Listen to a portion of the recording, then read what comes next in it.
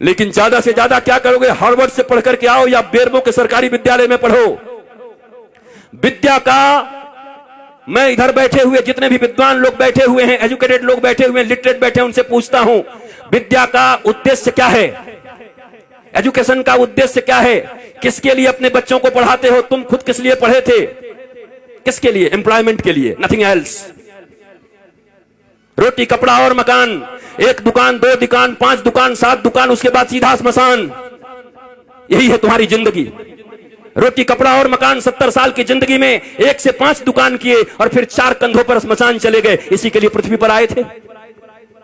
सारी जिंदगी टेंशन, सारा जिंदगी दुख, सारा जिंदगी डिप्रेशन, सारा जिंदगी हाय हाय, सारी जिंदगी कर्ज, सारे जिंदगी रिश्तेदारों को मनाते रहे, एक दूसरे से नीचा देखने और दिखाने का काम चलता रहा और उसके बाद एक दिन तुम्हारी मृत्यु आ गई। हमने सुना था कि मनुष्य का जीवन सबसे सार्थक होता है। दुर्लभो मानुषो देहि देहि नाम क्षणभंगुरः तत्रापि दुर्लभम मन्ये वैकुंठ प्रिय दर्शनम। ये दुनिया में सबसे ज्यादा का, सबसे अधिक, सबसे ज्यादा प्रभावशाली मानवीय जीवन है। क्या ये जीवन है? क्या इस जीवन के लिए मनुष्य को श्रेष्ठ बोला गया? ये कौन सी श्रेष्ठता है तुम्हारी? तुम चैन से सो नहीं सकते, तुम चैन से बैठ नहीं सकते, तुम पड़ोसियों का उत्थान नहीं देख सकते, तुम दुख को हैंडल नहीं कर सकते। राम जी के जैसा सत्ता चला जाए, उसके बाद भी जब माता कौशल्या पूछती हैं, राम तुमने सब काम कर लिया ना, सारी पूजाएं कर ली ना, कल मेरे बेटे का राज्याभिषेक होने वाला है, कल तो युवराज बनेगा। तो धीरे से राम जी कहते हैं, माँ मेरे पिताजी इतने छोटे थोड़ी हैं। बोला क्या हुआ? मेरे पिताजी ने निर्णय किया है कि छोटे से राज्य अयोध्या का मुझे युवराज नहीं बनाएंगे। पिता दीन मोहि कानन राजू, उन्होंने मुझे बन का राजा बना दिया है, मुझे बन का विराट राजा बना दिया है। ये राम है। रातों रात सत्ता छिन गई पर अपने पिता को कह रहे हैं, मेरे पिता ने मुझे बन का राजा बना दिया। मां अयोध्या छोटी है, मैं बड़ा हूं ना। तो कहा तू इतना छोटा राज्य संभालेगा? तू बन का राज संभाल। जा, लाखों ऋषि महर्षि तेरा इंतजार कर रहे हैं। कई सबरी तुम्हारे लिए बैठी हैं, कई सुतीक्षण बैठे हैं, कई सरभंग बैठे हैं, कई जटायु तुम्हारे लिए बैठे हैं, कहीं सुग्रीव बैठा है बाली से लात खाए। जाओ सबका उद्धार करो। और इसलिए राम को वनवास दे दिया। पर तुम्हारे जीवन में ऐसी स्थिति आ जाए तो तुम्हारे बच्चे आत्महत्या कर लेते।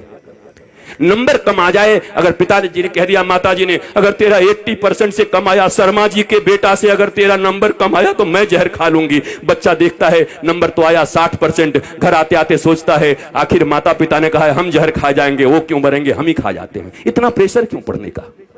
क्या पढ़ा रहे हो? मशीन बना रहे हो बच्चों को? गधों की तरह बोझ टांग दिया है यहां पर। क्या करोगे? 2 रोटियां ही तो कमाओगे ना, 2 कपड़े ही तो पहनोगे ना, इतने ही ना, किससे कुछ ज्यादा? रावण और राम की वृत्ति में क्या अंतर है? इतना ही तो है। रावण कहता है कि दुनिया में जितना भी सुंदर है वो सब मेरा होना चाहिए, सब मेरा है। राम जी कहते हैं जो मेरा है वो सबसे सुंदर है। यही राम और रावण के विचार में अंतर है। जो मेरा है वो सबसे सुंदर है, दुनिया का सब सुंदर मेरा करने में तो रावण बन जाओगे। इस वृत्ति का अंतर है। यही राम और रावण का युद्ध है। जो प्राप्त है वही पर्याप्त है, नहीं तो सर्वत्र दुख व्याप्त है। जो प्राप्त है वही पर्याप्त है। मेरे पास जो कुछ है वही है। परिश्रम करो, पुरुषार्थ करो, प्रार्थना करो, पर रो मत। वही है वही जो राम रचि राखा, को करे तर्क बढ़ा वही शाखा। इसका मतलब ये नहीं कि आलसी बन जाओ। अगर मैं भी ये कह के पढ़ा होता कि राम जी का कथा होगा तो राम जी कराएंगे, तो क्या राम जी हमारे घर में एरोप्लेन घुसा देते एयर इंडिया को? क्या करते? हमें आना पड़ा, हमें निकलना पड़ा वृंदावन से आकर के दिल्ली आना पड़ा, दिल्ली से हमें फ्लाइट लेनी पड़ी, फ्लाइट से आकर के रांची लेना पड़ा, रांची से 2.5-3 घंटे में हम और अन्नू बैठ करके साथ में यहां तक पहुंचे। तब जाकर के बेरमो फूसरो पहुंचे। यहां घाटी ऐसी पूरा झारखंड। हम तो चैतन्य महाप्रभु को याद करते आ रहे थे कि हे महाप्रभु हरे राम हरे कृष्ण हरे राम हरे कृष्ण। पूरा हरियाली चारों तरफ थी, अच्छा था। आए, यहां भी आनंद आया, आपको देख करके आनंद आया। याद रखो, कहते तो सभी हैं पर विश्वास रखो, दोनों भुजा उठा के कहता हूं, मेरे लिए बस एक ही आह्लाद है, न कोई चढ़ावा न कोई सामान, बस हृदय से आकर के बैठ करके राम का गुणगान सुन लो, यही मेरी दक्षिणा है। अगर तुम्हारे मुख से राम और कृष्ण के नाम निकलने लगे, तुम्हारे बच्चे अगर शिवाजी और छत्रपति महाराणा प्रताप इत्यादि की तरह होने लगे, विवेकानंद होने लगे, तो मेरी दक्षिणा मुझे मिल गई है। इससे ज्यादा क्या चाहिए? कपड़े भी हैं, गाड़ियां भी हैं, आश्रम भी हैं, बहुत कुछ है। अब क्या करूंगा? मैं अकेला हूं। अकेला नहीं हूं, मेरे साथ 8 अरब लोग हैं। वसुधैव कुटुंबकम। 140 करोड़ भारतीयों के साथ साथ 8 अरब लोग। चूंकि सनातन संस्कृति ही एक ऐसी संस्कृति और धर्म है जो पूरी दुनिया को अपना परिवार मानती है। कोई कहता है मैं बड़ा, कोई कहता है मैं बड़ा, कोई कहता है मैं बड़ा, पर एक हमारा धर्म है जो कुछ नहीं कहता। वो कहता है धर्म की जय हो, अधर्म का नाश हो, प्राणियों में सद्भावना हो और विश्व का कल्याण हो। ये हम कहते हैं, सनातन ही धर्म है। बाकी मत हो सकते हैं, जितने भी लोग हैं, 8 अरब लोग हैं, 8 अरब मत हो सकता है, पर धर्म एक था, एक है और एक सदा रहेगा। और उस धर्म का नाम है सनातन धर्म। एकमात्र धर्म इस पृथ्वी पर है जो पूरी दुनिया को अपना परिवार मानता है, अपने परिवार की तरह रखता है और पूजता है। तुम्हें गौरव होना चाहिए। मुझे याद है आज के 10-12 साल पहले जब योगी आदित्यनाथ जी महंत जी सांसद थे, हमारा मिलन हुआ गोरखपुर में, गोरखनाथ पीठ में। एक भागवत की कथा थी, वहां मैं भी था, आप भी थे, एक साथ बैठे हुए थे। हमारी चर्चा होने लगी। उन्होंने कहा क्या क्या लोग हमें सांप्रदायिक सांप्रदायिक कहने लगते हैं। हम कि महाराज जी अब हमें ग्रंथ खोलना चाहिए। ग्रंथ खोल करके संप्रदाय का परिभाषा क्या है, संप्रदाय किसको कहते हैं। सम्यक प्रकार से हमारे पूर्वजों ने जो हमको प्रदान किया है, जो विचारधारा, जो अपनी विचारधारा, पवित्र विचारधारा हमारे पूर्वजों ने हमें प्रदान किया है, उसको कहते हैं सम्यक प्रकार से विचारों को प्रदान करने की प्रक्रिया को संप्रदाय कहते हैं। और अगर इसे संप्रदाय कहते हैं तो महाराज आज के बाद आप कह दीजिएगा टीवी चैनलों पर कि गर्व से कहो हम सांप्रदायिक हैं, हमारे पूर्वजों ने हमको जो विचार दिया है उसको लेकर के हम इस दुनिया में चल रहे हैं। लज्जा क्यों करते हो, शर्म क्यों करते हो। ये अनपढ़ लोग, ये गंवार लोग जिन्होंने मैकोले की शिक्षा विद्या पढ़ा करके तुम्हें पीछे की ओर ढकेल दिया, तुम सच्ची बात भी कहते हो तो कहने के लायक नहीं रह जाते हो। सांप्रदायिक कोई खराब शब्द नहीं है, संप्रदाय शब्द भारत का सबसे प्यारा शब्द है, सनातन संस्कृति का सबसे प्यारा शब्द है। पर तुमको संप्रदाय के लिए क्या पढ़ा दिया गया, तुष्टीकरण और संप्रदाय पढ़ा दिया गया तुमको। यहां तुष्टीकरण नहीं, यहां 140 करोड़ लोगों के संतुष्टीकरण की बात होती है। यहां 8 अरब विश्व के लोगों की संतुष्टीकरण की बात होती है। यह है सनातन धर्म। तुम्हें गौरव होना चाहिए अपने धर्म के ऊपर, पर तुम बैकडोर में रहते हो, पीछे रहते हो, क्योंकि तुम्हारे पास ज्ञान नहीं है, क्योंकि तुमने हिंदी नहीं पढ़ी, तुम इंग्लिश पढ़ रहे हो। ना हिंदी ना इंग्लिश, ये मिली जुली। मुझे ताज्जुब तब लगता है जब ये भोजपुरी सिनेमा के एक्टर भी जब टीवी पर आते हैं तो एंड आई इफ यू, अरे भोजपुरी में पिक्चर बनाए, भोजपुरी में बोल। ये हिंदी एक्टर जब आते हैं सिनेमा बनाएंगे, हिंदी बनेंगे, कूली बनेंगे, गांव के आदमी, पर जब आएंगे तो एंड आई एंड दिया एंड मेरी जान आँखें, अरे हिंदी बोल भाई। तुमको इन हिंदी वालों ने सुपरस्टार बनाया है, टेटे टेटे इंग्लिश बोलता है बैठ के। पर हमारे देश में अंग्रेजी बोलना मतलब एजुकेटेड होना, ज्ञानी होना। ये भारतीयों इस गुलामी से कब निकलोगी। इस दुनिया में सबसे रीच लैंग्वेज है तो संस्कृत है, और सबसे पुअर लैंग्वेज है तो इंग्लिश है। संस्कृत के पास 1,74,00,000 से ज्यादा वर्ड्स हैं। करोड़ कह दिया, अरब। इंग्लिश के पास कितने हैं, बेचारा हर साल 2-4-10 बढ़ाते रहता है। हमारी कितनी बढ़िया संस्कृति है, मौसी, चाची, मामी, वहां सब आंटी, पता ही नहीं कौन क्या। Brother and brother in law, बताओ, sister and sister in law, वो लॉ के अनुसार सिस्टर है और ये कैसी सिस्टर है, ये क्या है। This is language. बोलने दो जो बोलते हैं, तुम भी सीख के रखो, पर गौरव तो अपनी संस्कृत पर करो। संस्कृत में गाली भी दोगे ना तो बड़ा आनंद आएगा।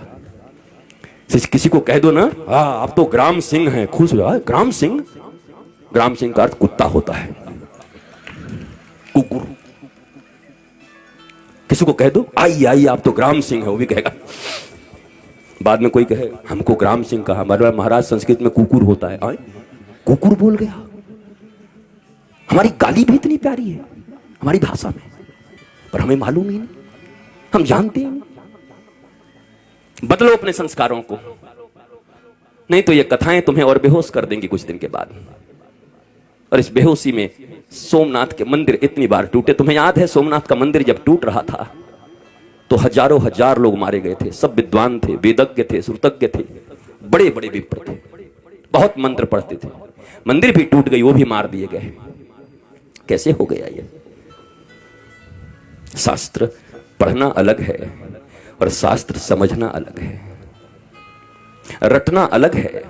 ये रट्टू तोता बनकर के कथा कहना अलग है, और उपनिषद और अपने गुरु के प्रतिबोध से बैठ करके सिंह की तरह गरजते हुए भारतवासियों और विश्व को समृद्ध और संस्कारवान बनाना भारतीय धर्म गुरुओं का परम लक्ष्य होना चाहिए। भारतीय धर्म गुरु ऐसे होते हैं। हम रट्टू तोता लोग नहीं हैं। हमें कोई सिखा दिया और तोते की तरह हम आकर प्रवचन करने लगे और भाषण करने लगे।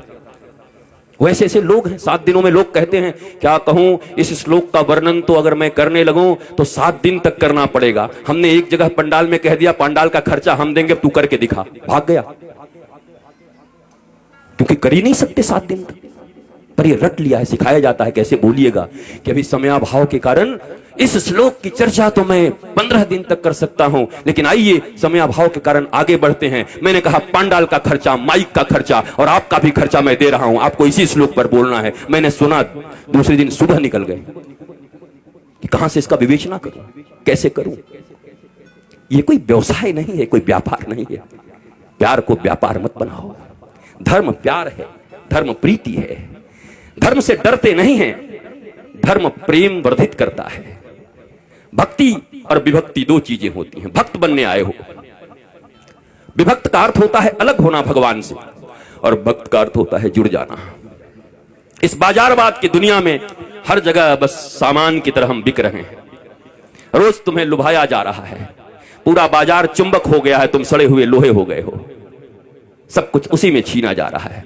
कमाल हो गया। बरसों से हमारी रक्षाबंधन की कितनी सुंदर परंपरा चली आ रही है, और उस परंपरा में आज क्या होता है, फलाना डायमंड दो, इस रक्षाबंधन पर अपनी बहन को उपहार दो। बताओ वो भाई क्या करेगा जो खेतों में काम करता है। पीढ़ियों का उनका प्यार भाई बहन के बीच, पर ये प्रचार भाई बहन के प्रेम, पति पत्नी को मैंने देखा, ये कुकर लाओ और बीबी से प्यार बढ़ाओ। हम कि वाह, ये कुकर नहीं होगा तो बीबी से प्रेम नहीं होगा, पत्नी से प्रेम नहीं होगा, कुकर से प्रेम होगा। कुकर और पत्नी का क्या संबंध है? डायमंड और भाई बहन का क्या संबंध है? हर चीज को पैसे से जोड़ दिया। बात बनाना भैया, सबसे बड़ा रुपया। कहीं रिश्ते नहीं रह गए, गांव नहीं रह गए।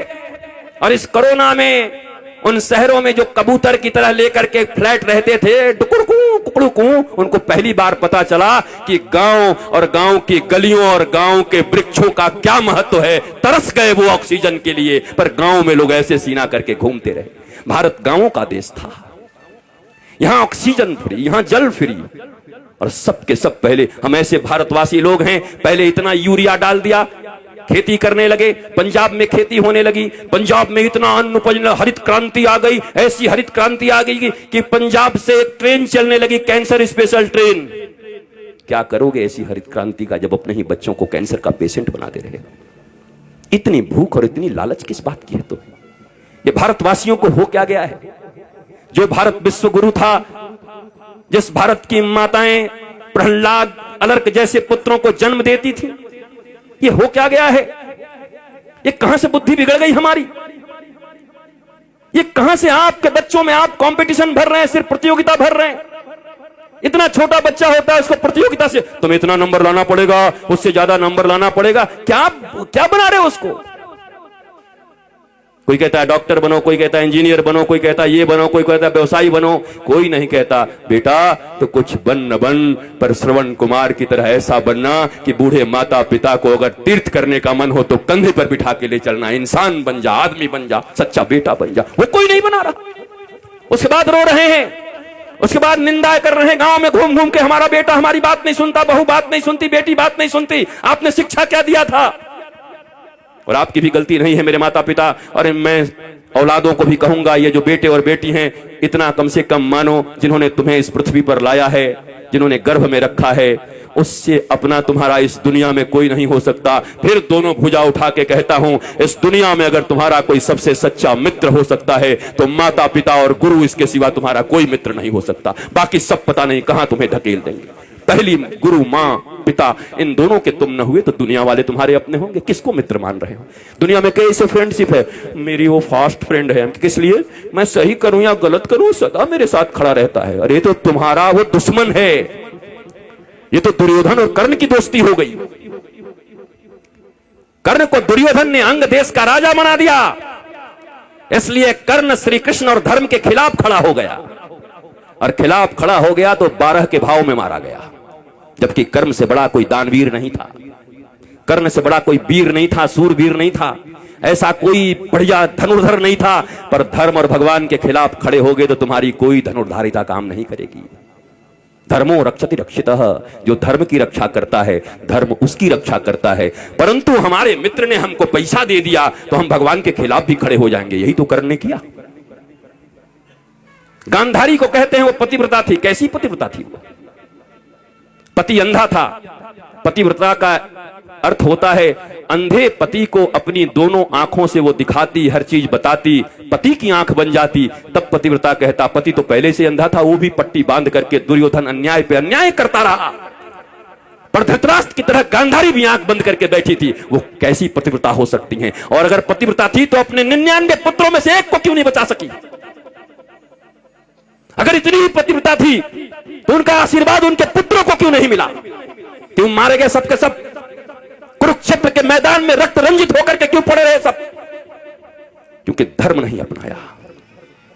पतिव्रता ये नहीं होता। अगर पिता नहीं समझ पा रहे हैं तो मां का यह कर्तव्य है कि अपने बच्चों को कुपथ से जाने से रोके। नहीं नहीं नहीं नहीं, इट्स नॉट गुड, मत जाओ इधर, ये ठीक नहीं है, तुम्हें धर्म पथ पर चलना है मेरे बेटे, तुम धर्म पथ पर चलो। पर हम सब बस एक ही चीज सिखा रहे हैं, बढ़िया कमाना